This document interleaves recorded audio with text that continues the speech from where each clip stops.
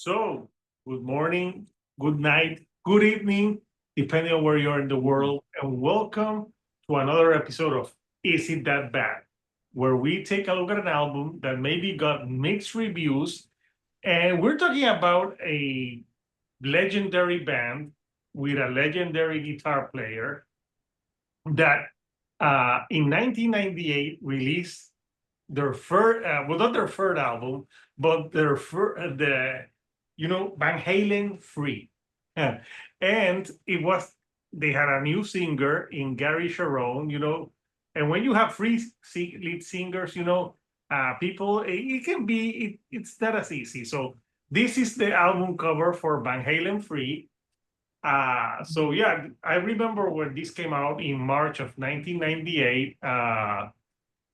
Because I remember, I think the single "Without You." I remember that, and I gotta say, I've been a Van Halen fan for years. I love the David Lee Roth era, but I do think Sammy Hagar was a great frontman, and I actually got to see Van Halen twice live.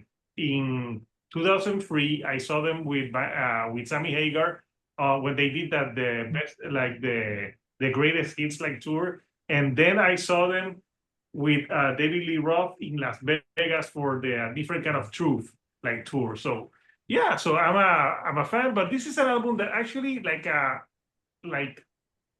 I remember like a year ago we posted like a like a random poll of albums to cover, and this one didn't get as much votes at the time. It got like second place or third place, so I forgot about it. But I'm like, yeah, it's time to do Van Halen-III, and yes, this is the album cover, which is it's fine. So I'm joined. It's pretty terrible.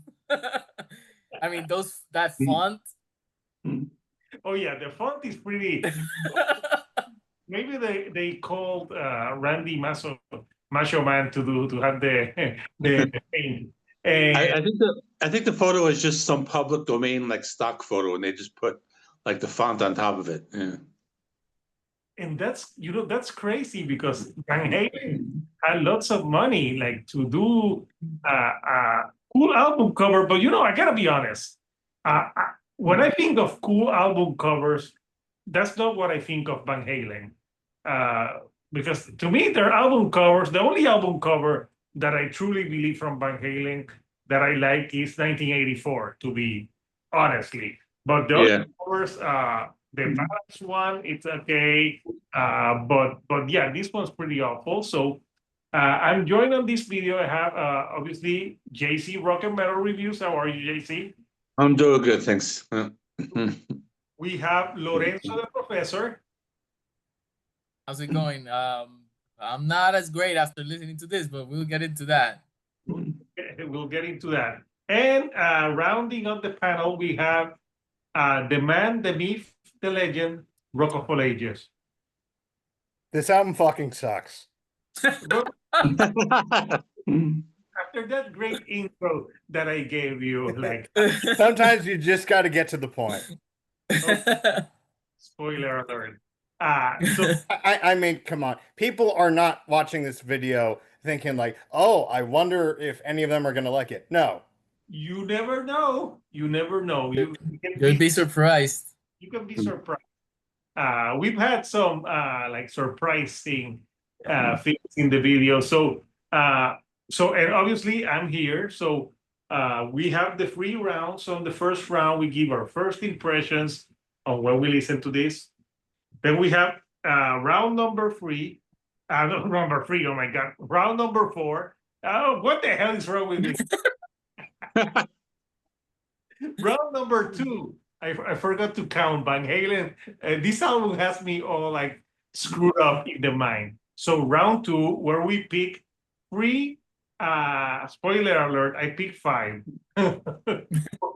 for this one. And then the last round, round number 3, where we give our last impressions of this, and we give it a thumbs up, thumbs sideways, or thumbs down. None of that tilted shit, please, Rock of All Ages. Like, Don't worry, you're not going to get that from me on this one. You need a foreshadowing.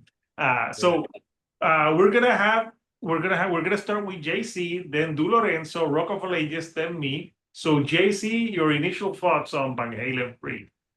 Okay, well, when this first came out, I had a friend who was really into Van Halen, and I remember he bought it on cassette. I didn't have it at that time. We were working together, and he let me listen to it. I think I listened to it maybe once or twice, but it didn't really. I don't know. I never went back to it. Like I didn't really think much of it back then. And then I listened to it again once this week, and then another time this again just to take notes and prepare for this. So I think it has some problems. I think I mean I think some of you guys might hate it more than I did, but I think the big problem is the production. It just like doesn't sound as good. I think their producer, I was like reading up on him. The guy Mike Post, and this guy is like not really a music producer. I think he did like a lot of like television, and Yeah. that's why yeah, like he wasn't a music producer. So I think like the production just isn't good at all. Secondly, it's too long. It's 65 minutes. Van Halen albums, if you've listened to them, like they're like 30 minutes long, the David Lee Roth ones. I think maybe the 90s ones might be a little longer, but 65 minutes, way too long for a Van Halen album, especially song lengths. A lot of songs are in the 7 to 8 minute range. That's kind of really too long for this type of band. And I mean, basically, the songs aren't that good. The idea of Gary Cherone joining Van Halen sounded good on paper when it was first announced, but I think they just like didn't connect for some reason. I think Gary Cherone is more suited for extreme, and Van Halen they kind of had to adapt, and they're also kind of adapting to the '90s, which I'll get to later. I think the front half was worse than the second half. Just some stuff I didn't mind, but I think, like I said, I probably didn't hate it as much as apparently from your initial comments that you guys. But we'll see what happens. So that's my initial thoughts. Good, good. So Lorenzo, your initial thoughts? I mean, we've already talked in length about Van Halen. Hector, we did the video on 1980. 84. Yeah, Yeah. pretty short. Oh, I blanked out suddenly. uh, and so I like Van Halen. I've never been one of those purists that are like, oh my God, Van Halen is the greatest thing since sliced bread.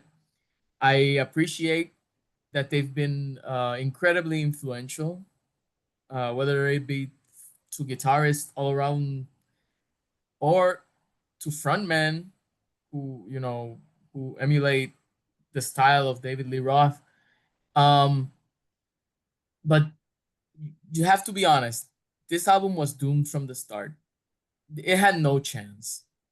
After David Lee Roth and Sammy Hagar and David Lee Roth again, because Oh yeah. they already had A agreed very for him brief to come reunion with back. Dave. Yes, and then he suddenly again, was kicked out. Mhm. So, or he left. I don't know. I think he was. Depends who you ask, probably. But also Eddie Van Halen, from what I read, was not great in terms of his drinking. So this had no chance, really. It also feels to me a lot like, when somebody has been they've been given the title of genius, and then they've given them too much reign. They've left them to do everything, and you can tell that very, very much an Eddie Van Halen thing. Uh, to me, and this is, my first initial thought was, and pardon my French, but this was okay. This was a masturbatory experience. This is Eddie Van Halen have pleasuring himself. This is masturbatory virtuosity at its worst. But I'll give it credit that it does experiment. It tries to do something a little bit different. I think there's some songs here that I was like, I'm not sure if these are songs or just these are just abstract ideas, but but that's my first my first impression. The masturbatory Van Halen. Good first impression. So, Rock of All Ages delight us with your first impressions.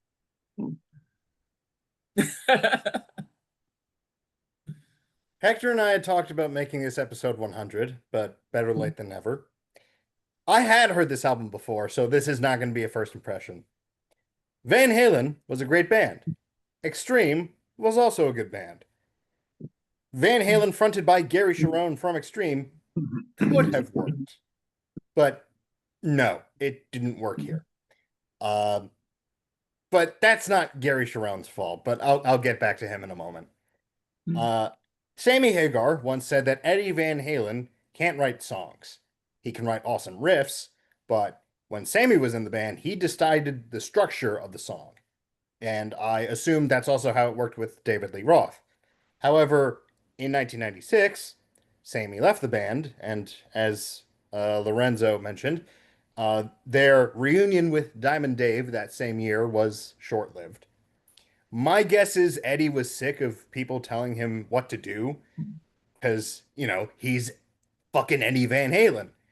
So when people call Van Halen-III an Eddie Van Halen solo album in disguise, what they mean is that Eddie called all the shots. Eddie hired Gary Cherone because he would do what he was told, even if that included singing well out of his range. And I assume we're going to talk about that in the next round. Very quickly, I saw this story that Gary Cherone told, I think to Rolling Stone magazine, where he said the first time he rehearsed with Van Halen, he told Michael Anthony, "Hey man, help me with the high notes." So he knew, but Eddie wouldn't pitch anything down. And as JC said, Eddie hired a guy named Mike Post to produce. Even though Mike wasn't a producer, he wrote TV theme songs. Great TV theme songs, but he was not a producer. Law and Order, yeah. The A-Team, Doogie Howser MD, Greatest American Hero. Again, great songs. Yeah. Yeah. And I read that this is the only album he produced. Yeah. I mean, for good reason. I'm not sure why Eddie bothered getting someone else to produce in the first place, because rumor has it Mike quit during the recording sessions and Eddie took over production himself. If that's true, that would explain the production on the album. Eddie was a man of many talents, one of the greatest guitarists of all time. But of his many talents, producing an album apparently was not one of them, or at least he couldn't when he was drunk. You can barely hear Michael Anthony's parts, assuming that was Michael Anthony on bass, because Eddie Van Halen might have played those too. I think he doesn't play every song on bass. He's on like 3 songs. Yeah. 3 or 4. Put all that together, and you have an album that's way too long and way below the standard of quality Van Halen set for themselves. Again, Eddie Van Halen was one of the greatest rock guitarists in history, but this is the kind of album that can really change how you see a person. Good first impression. So my first impression, I actually didn't listen to this album when it came out. I remember the music video for Without You, but at that point, I was like, no Sammy, no David Lee Roth. It's like Lorenzo said, they were shooting themselves in the foot. No disrespect to Gary Cherone, but when a band changes singers, if they do it once, it's okay, but 3 times, That's like, and I think I don't like when I was listening to the album, there were some songs that I felt like I don't know if they wrote them for David Lee Roth, and other songs sounded like they could be for Sammy Hagar, and they were forcing Gary Cherone to sing like those people, even though like his singing style is quite different. I noticed that when I was listening to the album. Also, yeah, I prepared for this. Is it that bad? I prepared in such a good way. I saw a YouTube interview for Gary Cherone. It was supposed to be about the last Extreme album, but the interviewer kept asking him about Van Halen-III. And I'm like, I would have been so pissed. I'm trying to promote Extreme 6, which was a great record, by the way. And they're asking me about Van Halen-III. So he talked a little bit about yeah, when he came in and he recorded stuff. And apparently there was follow-up material for an album after that. Oh, And no. I'm like, thank God. Yeah. The world did not need that. Yes. Yeah, I heard there's like a lost album. Yeah. Yeah, but apparently some of the songs on A Different Kind of Truth were originally written, were demos with Gary, and then they changed it to David Lee Roth. That was all in the interview. And also, I found on YouTube, I found a program for Matt Pinfield in MTV. It was called Matt Rock or something. And they had a special on when this album came out. And Matt interviewed everyone in the band, and they talked about every song. And I watched that 45-minute video to prepare for this. And I'll talk more about that video because it's basically in that interview, Eddie Van Halen speaks 95% of the time of that interview. You have the poor Michael Anthony says like 3 words. Gary Cherone says a little bit, and Alex the drummer talks like 2 or 3 times. But it's mainly Eddie Van Halen, and I think he was high or drunk on that interview. I'll post the link of that interview. Please do. Please. It's on YouTube. It's pretty interesting, and they go track by track. So my first initial impression when I started listening to this, I was like, when I think of Van Halen, I think of guitar, guitar, guitar.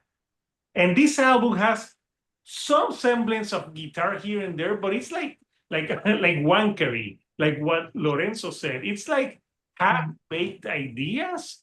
I'm like, are they songs? Are there ideas? Yeah. I'm like, they really needed Sammy Hagar to tell them, because say what you say, I think Sammy Hagar's a great vocalist, and he is a good songwriter. The songwriting on this album is very lacking. Apparently, Gary Cherone did write some of the songs, but I don't know because I think his work on Extreme is better. Yeah. I think Gary just came here like he got his dream job, like singing with a band that he probably admired growing up, and they're telling him, okay, do this and do that. So it's a very uneven record, and it wasn't like I was chatting with Lorenzo, and we were both like, man, I'm struggling with this Van Halen record. It felt like a chore to get through on most of the tracks. So yeah, those were You know what's funny though? If you go back to those Extreme songs, like Get the Funk Out in particular, Gary Cherone is kind of reminiscent of David Lee Roth. I think if they leaned into that, it could have worked. But instead, as we were saying, they had him try and sing like Sammy Hagar. Yeah. There's some songs that it's like and you know what's bad when someone listens to it, you feel like it's a cover band. At least that's what I felt like. I was listening to a cover band of what used to be Van Halen when I was listening to this record. So I do not want to hear them play Hot for Teacher. Well, it's not gonna happen now. So those were my first impressions. So let's go to round 2 where we pick the songs. So JC, which songs did you pick and why? Okay. Let's start with track number 2. I'm not going to pick track number 1. That's just an instrumental, but they're kind of like combined anyway. Without You, it's the first real main song that you hear when you put on the album, and everything just seems off. Like the guitar tone, like it doesn't sound like Eddie Van Halen, because if you listen to Van Halen albums, you know, he has that distinct guitar tone. They call it the brown sound. That's just not here. Gary Cherone's vocals don't sound right. Like you guys were saying, he's trying to sound more like Sammy Hagar, and I think they're mixed low, so I couldn't really hear him. The backing vocals are off. I know like Michael Anthony was pretty much like out of the band, like he was on like half on this album. But backing vocals are another thing that Van Halen is known for, and they just sounded weird. What else? It's just the guitar didn't sound good. Song is too long, and so some of it sounded weird. I think they're like trying to sound like King's X. Like it didn't sound like Van Halen. Moving on, track number 3, One I Want, a little better, but I think it's kind of like sounds like a cross between Van Halen and Extreme, but like it just didn't work. Same comment with the backing vocals. It just sounded very weird, and some of the instrumental sections were kind of like came from out of nowhere. Like they kind of like didn't seem like a cohesive song. Moving on, I'll go with Once. This one is just it was just kind of like too long. It didn't sound like a Van Halen song. It had this like weird drum beat, and the production didn't help the song. It kind of reminded me of like a Phil Collins type of song. It didn't sound like something you would hear from Van Halen. What's your thoughts on that song? What? Like on Once I Put Is This Phil Van Halen? You know, it's funny. I saw there was this video I shared with Hector about this album, and in that video, the guy's talking about Once, and he says like, "Oh, you can kind of hear Mike Post's influence here because it does kind of sound like background music for a TV show." Yeah, maybe that was it. It was very off. Like it didn't sound. Yeah, there was something about it. Okay, well, those are 3. I guess I'm gonna mention one more. I have a feeling people are gonna talk about this. The last song, "How Many Say I," it has Eddie Van Halen on vocals. I don't know, like I don't know what you guys wrote in your notes, but he sounds like Roger Waters. That's what I thought. It sounds like something Dude, like you hear on a Roger Waters solo album. I Right? wrote that too in my Is that notes. what you put? Yeah. I put Yeah, Leonard Cohen, but you know, Yeah, Oh Leonard no, I that's agree. an insult to Leonard Cohen. I mean, he's trying to do like Leonard Cohen, but without Yeah. I mean any of the skill. it wasn't horrible, but it just like it didn't really fit like on the album. So I mean, you know, if he ever did a solo album, you know, maybe it would have made more sense. But I think on a Van Halen album, I think it didn't make sense. So that's it. Those are my 4.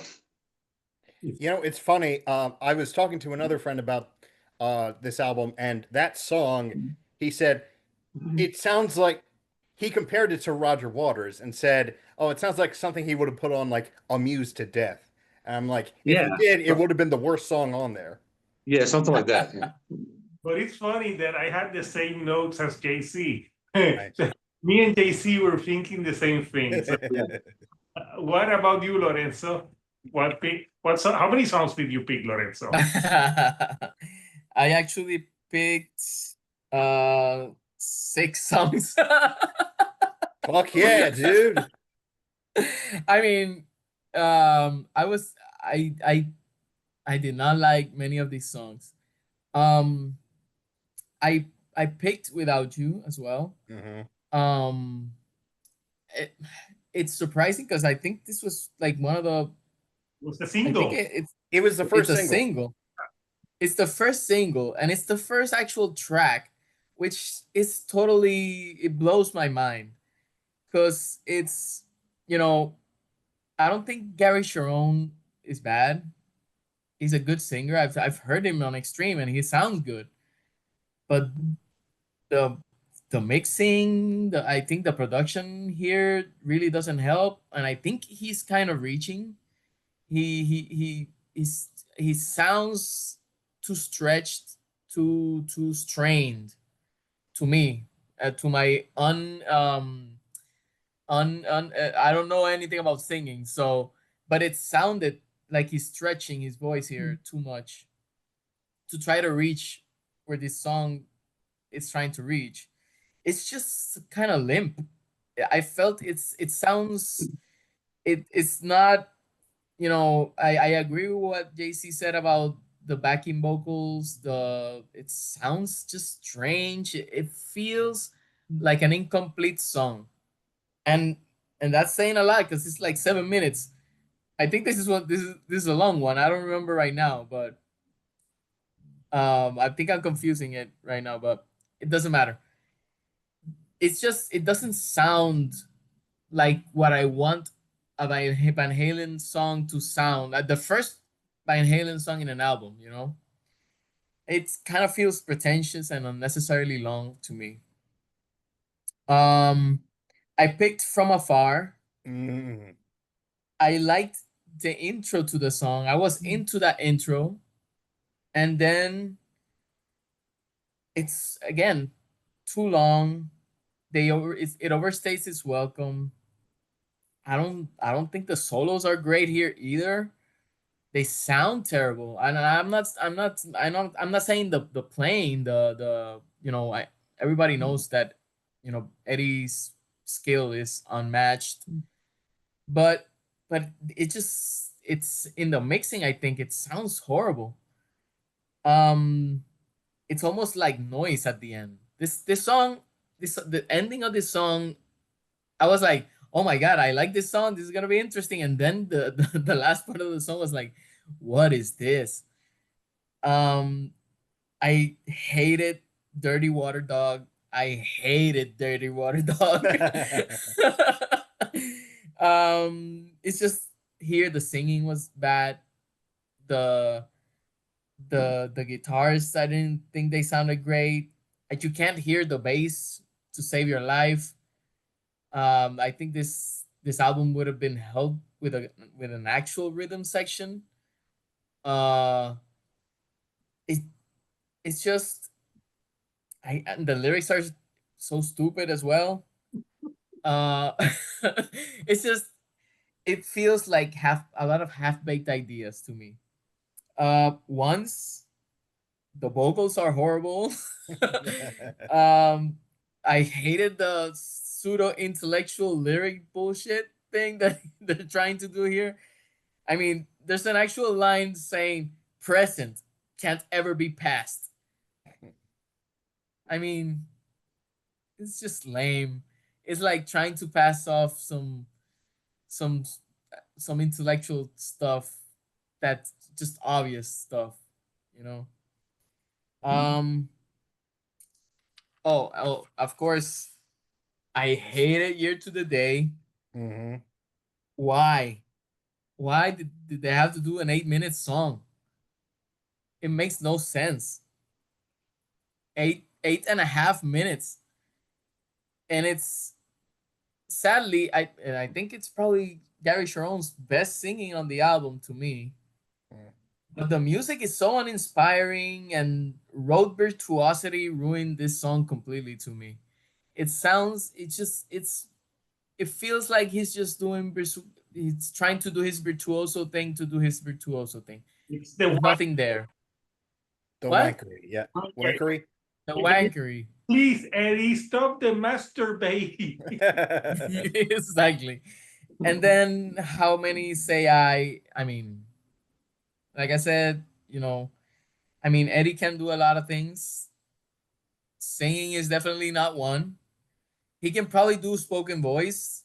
That would be good. I think he has a good gravelly voice for that. But for 6 minutes, you know, why? Why? It's not necessary. You could have done this in 3 minutes. Get out of the way. Beautiful, piano playing by Eddie Van Halen, I think. But the rest of the song is just it has, I mentioned earlier Leonard Cohen, but it's without the clever lyrics, which is what make Leonard Cohen Leonard Cohen. Yeah. You know, his deep voice and the really clever lyrics. This has none of that.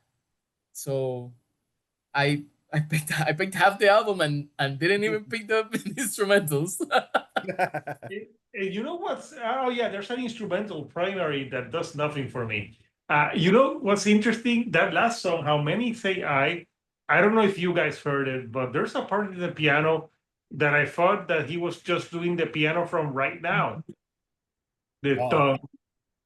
It sounded Now that's just evil, reminding us of a much better Van Halen song.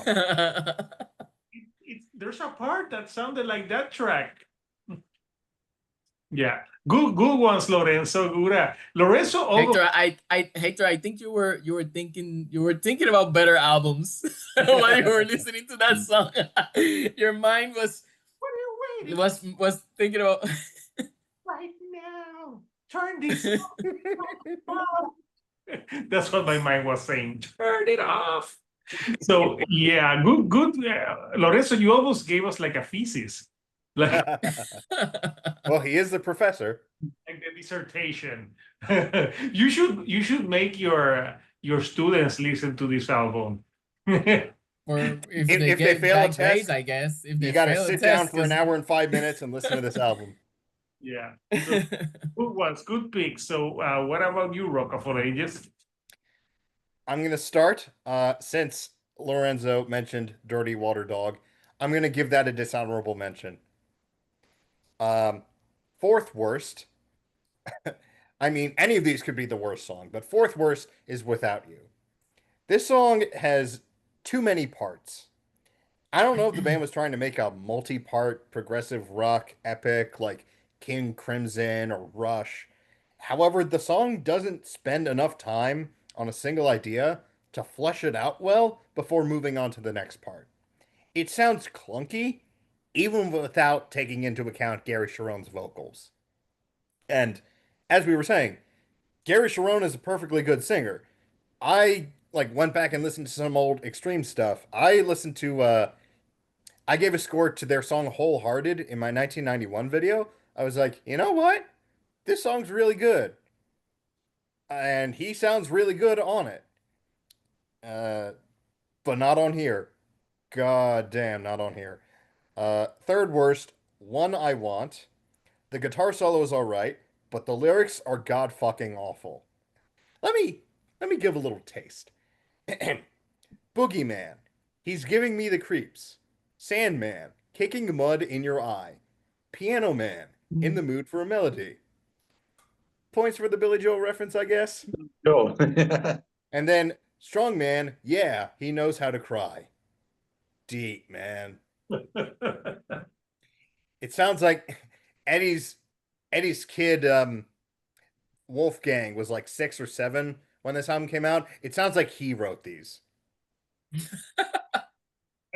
Actually, Wolfie has a cool band now. Oh yeah, I've seen them twice. They're great. But God, these lyrics are embarrassing. And it's not like Van Halen was ever like a lyrically deep band like Oh. Rush, but fuck this.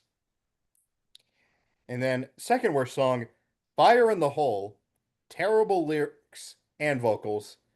And again with the lyrics, what the hell is "in a word to the wisdom tooth" supposed to mean? I have no idea, but you know what? Chili told me that he loves that song. Interesting. I thought it was probably the best song in the album, but that's not saying much. Yeah. Probably. I think the instrumentals are the best songs on the album, personally. And that's just because you don't hear Gary Cherone singing awful lyrics in whatever the fuck Eddie is telling him to sing in.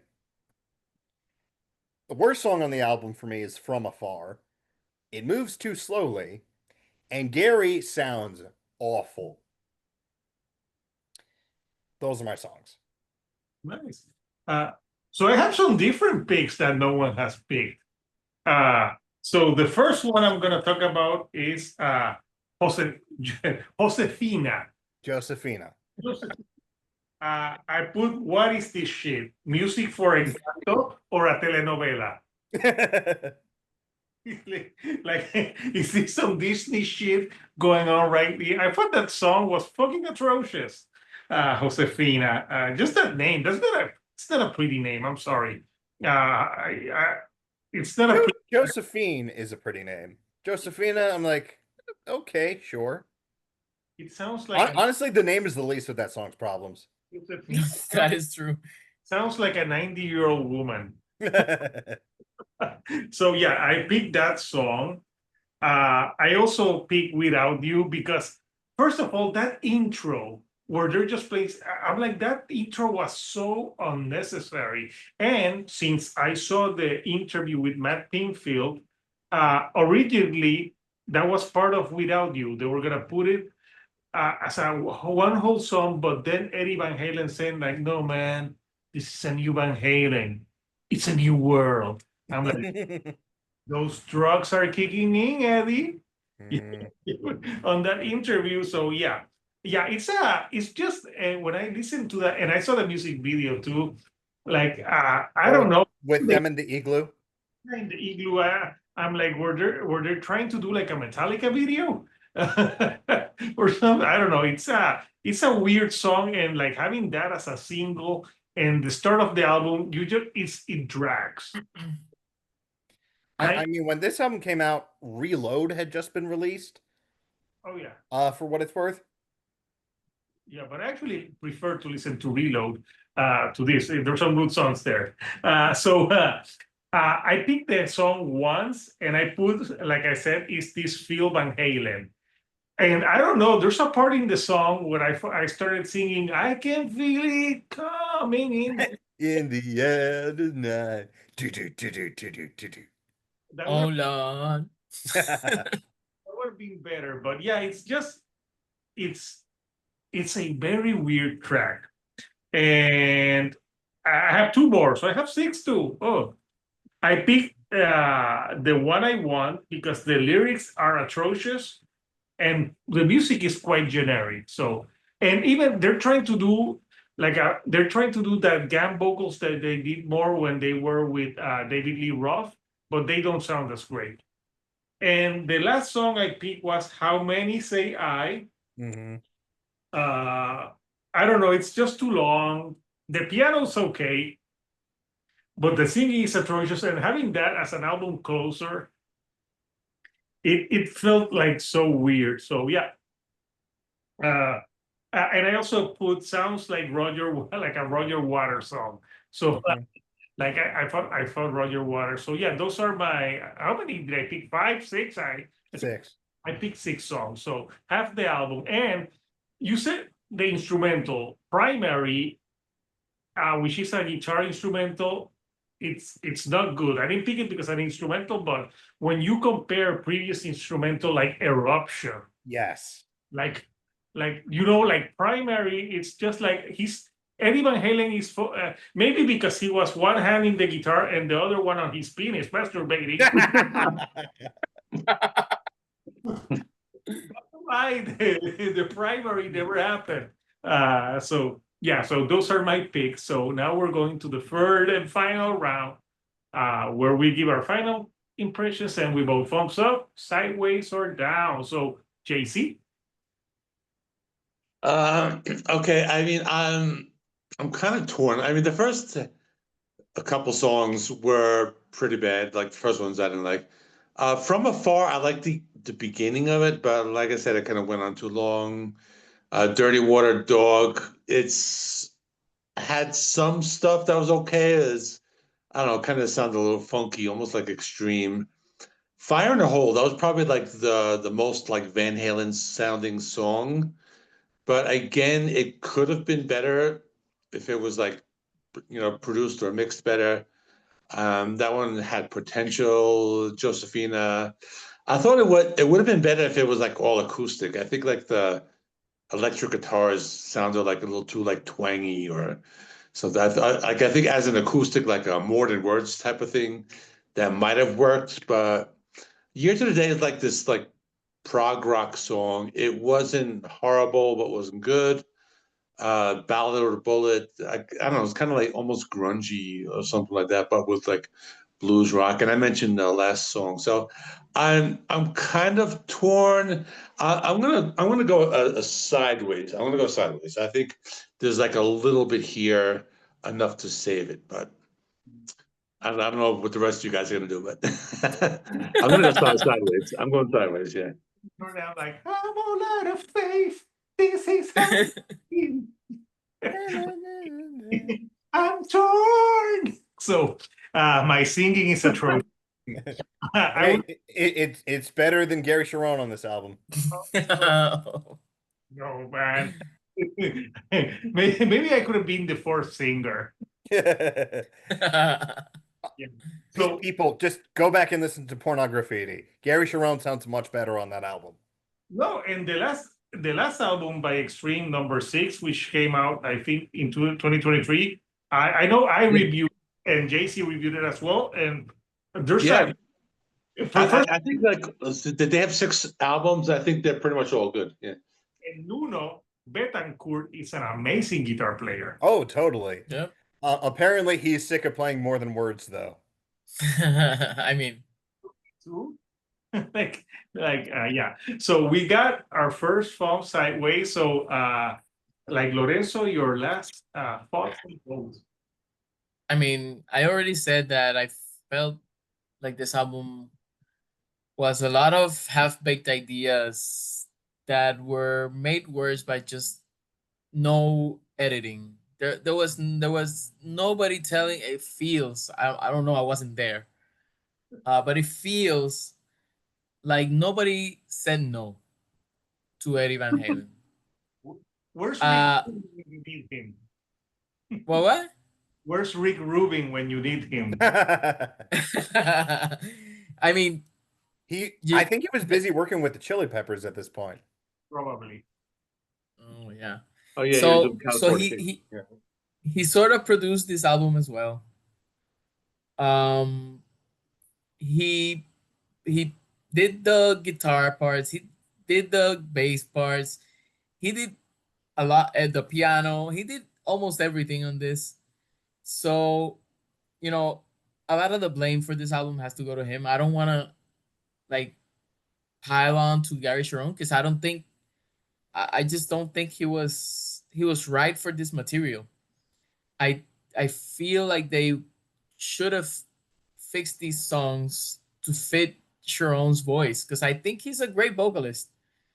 I really do. And criminally underheard besides, more than words.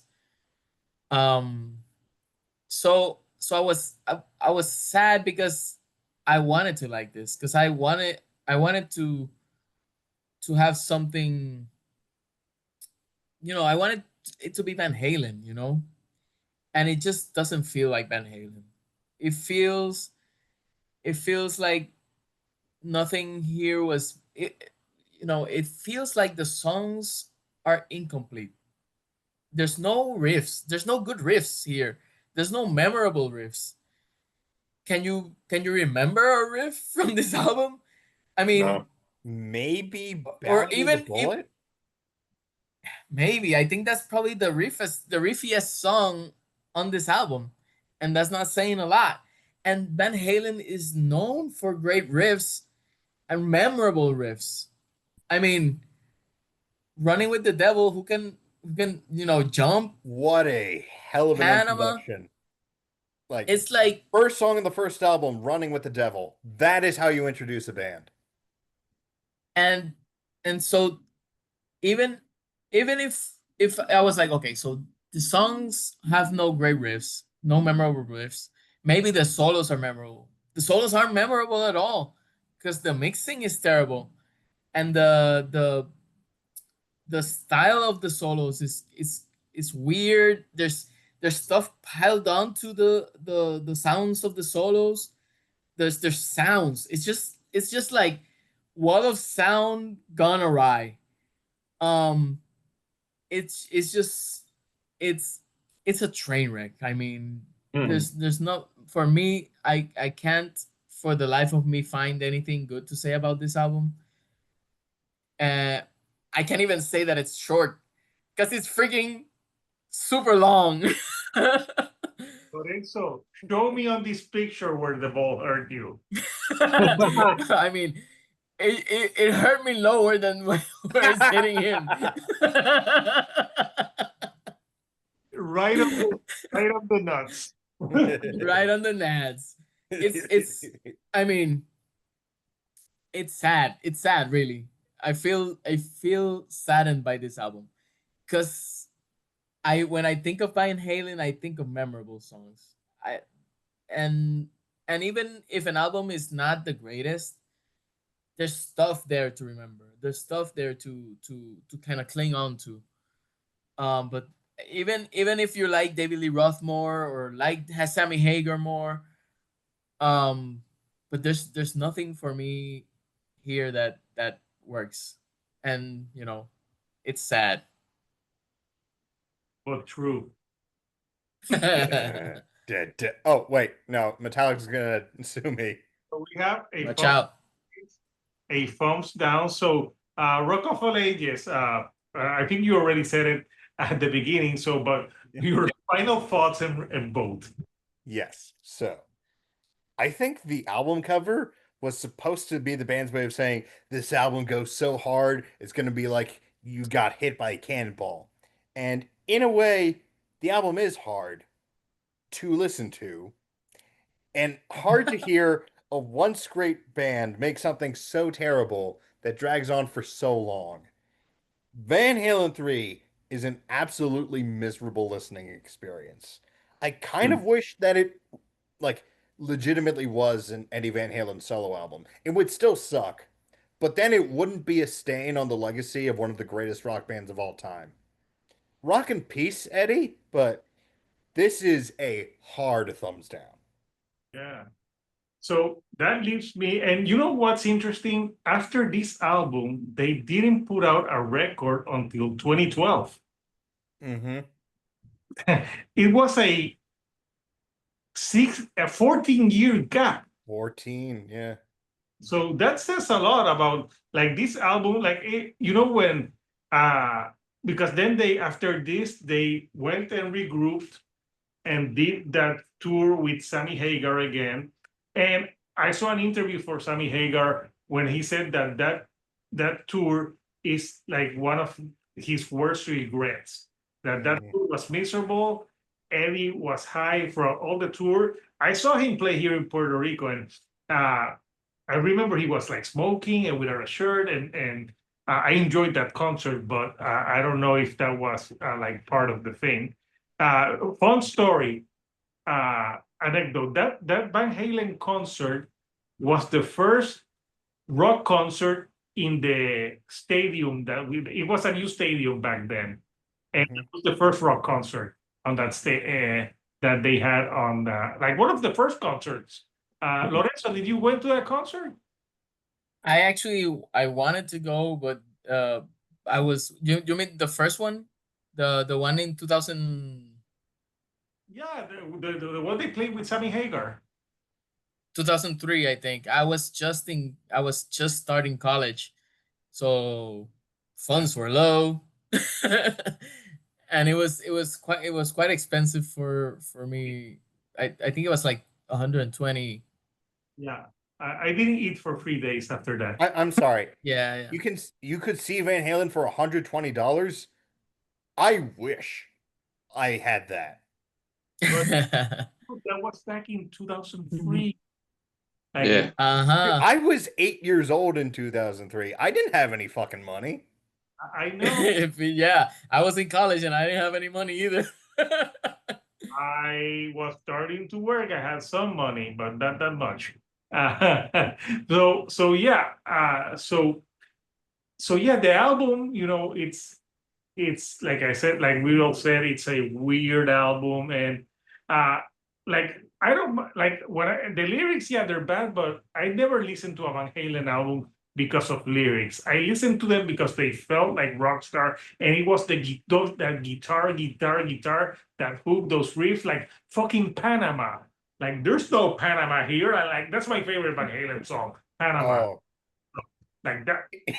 it's so funny the story behind that song, where some music critic dismissed Van Halen as like, oh, they only write songs about women and cars, and David Lee Oh Roth was yeah, like, yeah. well, we've never written a song about cars. Yeah. So yeah.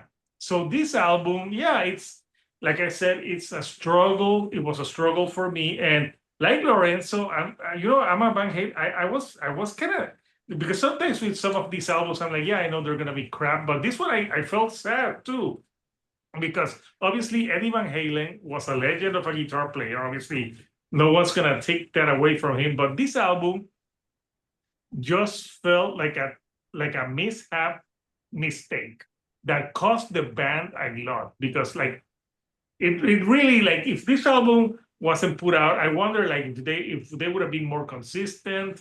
But yeah, this album really, I think, was like a stain in a great career for Van Halen. So I'm also giving it a thumbs down. So one thumb sideways, three thumbs down. So Van Halen-III is that bad, unfortunately. So we want to know from you, Couchers, what do you think of Van Halen-III?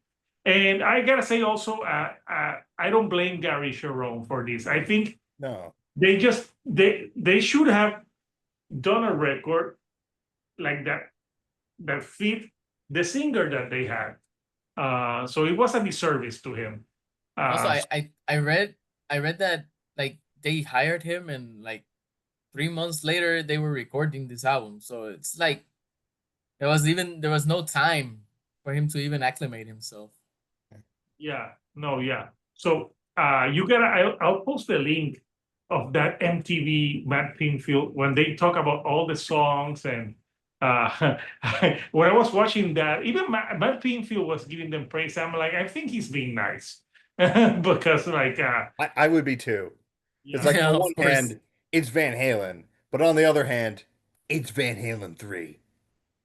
Yeah, but at the time, when it came out, yeah, it got mixed reviews, and we know why. So, yeah, we coming up next for Is It That Bad? We're gonna talk about a new album by Machine Gun Kelly.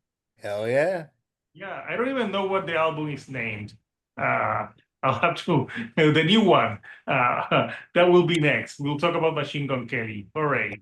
And we have more stuff coming on the way. So yeah, Couchers, tell us what you think of this album. So JC, thank you for doing this one. I knew JC was gonna be the kindest. Yeah. I mean, I don't know. I guess I'm kind of biased because I'm a big fan of Van Halen and Extreme, so that's why I kind of like was a little more lenient on it. But yeah, I get what you guys are saying. Yeah. So subscribe to JC's channel. He does reviews, he does like different things, and he gives a lot of history. So subscribe to his channel if you for JC Rock and Metal reviews, and also his second channel where he does more of the physical media. That was called JC's Vinyl. JC Rock CD and Vinyl channel. So subscribe to both of these channels. And Lorenzo doesn't have a channel, but it appears that something may be brewing, right? Maybe. Maybe. Soon, maybe. Definitely. Somewhere Nick Sino is saying, are you calling me? No, we're not talking about Oasis. Oh, man, Nick Sino's been kind of absent from these videos for a while. He'll come back at some point. Nick, we love you, man. So Nick's probably busy avoiding those wildfires. what wildfires? Oh, there are like huge wildfires in Canada right now. Oh, I didn't know about Canada's a big country, so hopefully everyone's staying safe. So, so Rock of All Ages, if you like, he's got like a podcast channel, and he tells you like what song was number one in a year if you give a shit. Like he'll give it that to you. So, what have you coming up next, man? Well,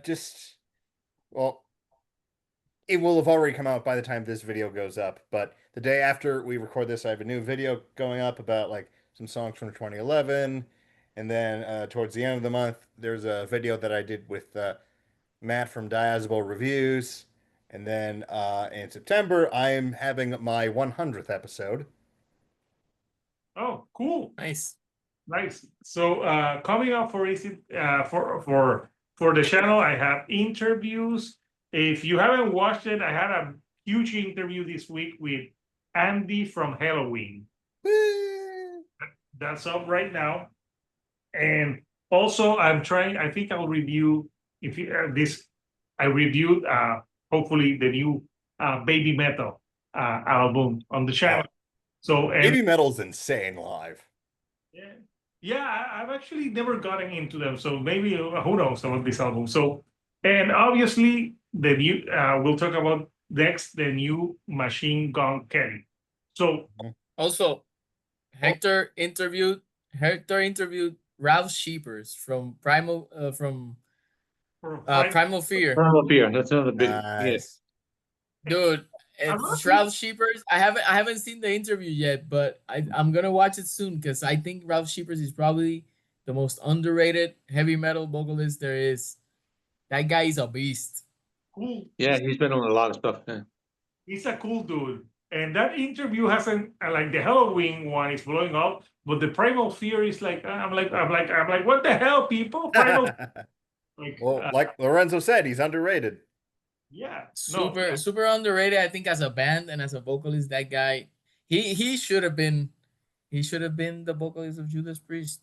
Ooh. Yeah. Instead of That Matt, would've been cool to have. what was his name? What was the Tim name of the Ripper guy? Owens. Oh my god. Ripper Owens. Yeah. Ripper Owens. I think Ralph Sheepers should have been the one. Yeah. Well, so that interview for Primal Fear is also online as well. So, Couchers, thank you for watching another video of Is It That Bad? Comment down below on other albums that we may cover. So until next time, Couchers, this is Hector, the Shield Dude on a couch, and I'll see you all right here on the couch. Thank you and goodbye.